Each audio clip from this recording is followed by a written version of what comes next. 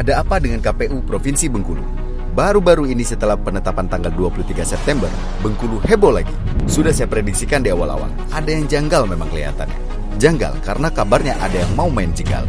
Dan ya terbukti, pasangan Agus Rin Imron ternyata tidak lolos. TMS katanya, tidak memenuhi syarat. Beda dengan dua pasangan kandidat lainnya. Ya, saya lalu tergelitik, sebenarnya apa poin dari ketidaklolosan mereka? Lalu, usut punya usut ternyata mereka dianggap tidak memenuhi syarat karena Agus Rin belum cukup 5 tahun menjadi mantan narapidana sesuai dengan keputusan MK. Agus Rin Imron melawan. Ya wajar lah, semut pun kalau diganggu sarangnya, dia pasti defend.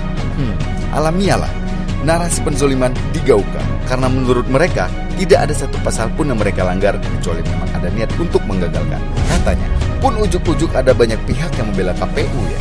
Kira-kira narasinya katanya KPU hanya menjalankan regulasi, bukan menzolimi, bla bla bla bla bla. Mulai dibangun opini bahwa KPU seperti makhluk tak berdosa yang paripurna dalam bekerja.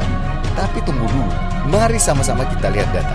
Berdasarkan data dari laman resmi Dewan Kehormatan Penyelenggara Pemilu, DKPP, sepanjang tahun 2020 saja, DKPP telah memutuskan lebih dari 50 gugatan terhadap anggota atau ketua dan anggota KPU di seluruh Indonesia. Hasilnya, hanya sekitar 20 kasus yang ditolak, sedangkan selebihnya diputuskan bahwa tergugat bersalah dan dihukum beragam, mulai dari pemberian teguran keras hingga pemecatan. Artinya, lebih dari setengah gugatan dikabulkan DKPP.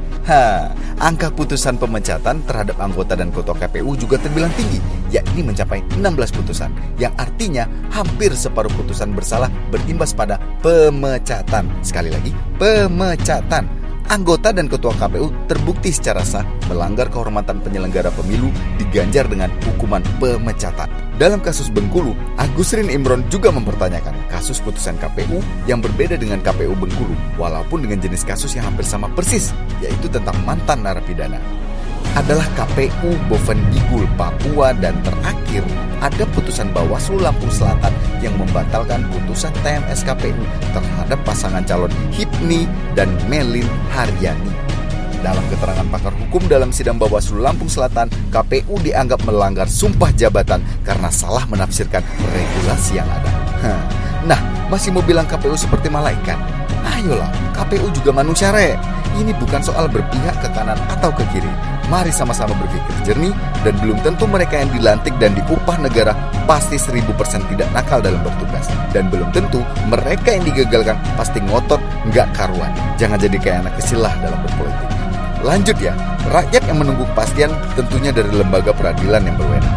Siapkan kopi, ubi goreng, dan cemilan lainnya sambil kita menunggu seperti apa endingnya nanti. Siapakah yang menyalahi sebenarnya? Agus Rin Imron kah? Atau KPU Provinsi Bengkulu kah? Nanti persidanganlah yang akan menjawab. Tentu ini akan menjadi sangat seru sekali untuk disimak.